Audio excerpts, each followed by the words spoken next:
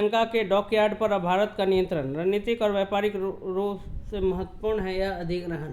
भारत ने श्रीलंका की सबसे बड़ी कोलंबो डॉकयार्ड CDPLC का अधिग्रहण कर लिया है। इसमें 51% हिस्सेदारी भारत के रक्षा उपक्रम Mazagon Dock Shipbuilders Limited MDL की है। रणनीतिक नज़रिए से यह चीन को भारत का जवाब है, क्योंकि कुछ साल पहले चीन ने श्रीलंका के हम्बनटोटा बंदरगाह को 99 साल के लिए ले लिया था। इसके बाद चीन के पोत लगातार श्रीलंका आते जाते हैं। रक्षा विशेषज्ञों के अनुसार भारत का यह कदम रणनीतिक और व्यापारिक दोनों दृष्टिकोण से महत्वपूर्ण है। श्रीलंका में जिस प्रकार से चीन का दखल बढ़ रहा था, उससे निपटना भारत के लिए जरूरी था। यह डॉकयार्ड क्षेत्रीय सुरक्षा चुनौतियों से निपटने में मददगार साबित होगा। श्रीलंका के सबसे बड़े डॉकयार्ड पर भारत का मालिकाना हक होने से कई फायदे हैं। यहाँ भारत के पोत आसानी से आवागमन कर सकेंगे। पोतों के निर्माण में भारत आत्मनिर्भर है।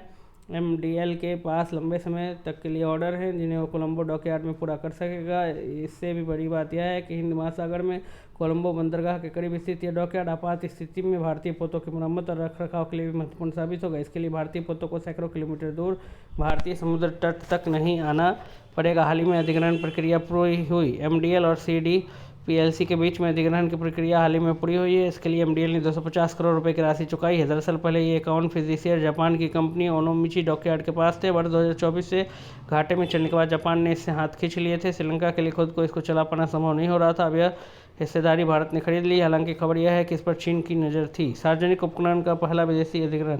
भारत के किसी सार्वजनिक उपक्रम का यह पहला विदेशी अधिग्रहण है। इसके भू राजनीतिक संकेत तो हैं ही। आगे यह कंपनी मुनाफे में चलती है तो उससे MDL को राजस्व भी प्राप्त होगा। MDL के पूर्व प्रबंध निदेशक कैप्टन जगमोहन को इसका चेयरमैन बनाया गया है। CDPLC बोर्ड का भी नए सिरे से गठन किया गया है।